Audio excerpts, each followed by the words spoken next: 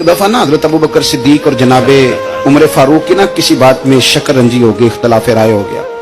तो जनाबे उमर जरा डाढ़ी तबीयत के बंदे थे, डांट दिया अबू बकर सिद्दीक को। तो सिद्दीक एक बार नरम बंदे थे, माड़े दा की काम मोहम्मद नस जाना या रोना, तो वो गा के ना तो पहले घर रोए, फिर हुजूर के पास चले गए। जनाबे उमर कहते मुझे भी ख्याल आया कि यार ये मुझे नहीं करना चाहिए था। थोड़ी देर के बाद अच्छे लोग जो होते हैं उनका गुस्सा जल्दी उतर जाता है। कहते मैंने जाके जनाबे सिद्दीक अकबर के दरवाजे पे दस्तक दी तो पता चला वो तो घर ही नहीं। मैं समझ गया, मैं डर गया, मेरी टांगे कांपने लगी। क्यों डर रहे हो उमर? फरमाने लगे इसलिए डर रहा हूं कि अबू बकर जब अपने घर नहीं होते तो दरवाजा रसूल पे हो। सारी बात तो सुना दी होगी। फरमाते मैं नबी पाक की बारगाह में पहुंचा, सामने अबू बकर बैठे हैं, पुश्त मुबारक मेरे करीम रसूल की काबे की जानब, चेहरा सिद्दीक अकबर की जानिब, दोनों की गर्दनें झुकी हुई।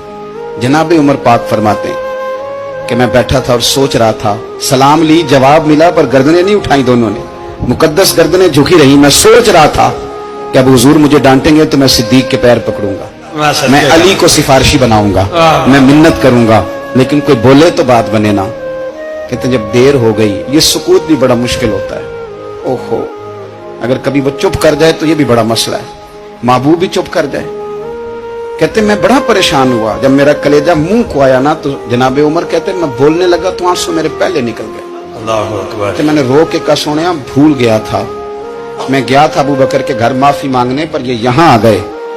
ये मेरे दोस्तों इसे मेरी तकरीर न समझना, मेरे रसूल पाक के ये असल लफ्ज आपको किताब में मिलेंगे। आप तब खातिब निसाद उठा के देखें। जनाबे उमर कहते हैं मैंने अर्ज की हुजूर मैंने गलती समझ ली थी, मैं गया था अबू बकर के घर हुजूर, मैं भूल गया था।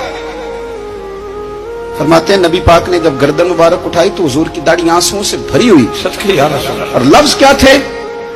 फरमाया उमर तुम मेरी खातर मेरे अबू बकर को माफ नहीं कर सकते थे। अब बात को समझे, ये नहीं फरमाया अबू बकर ने गलती नहीं की, फरमाया छोड़ नहीं सकते थे, तुम मेरी वजह से मेरे साहब को छोड़ नहीं सकते थे।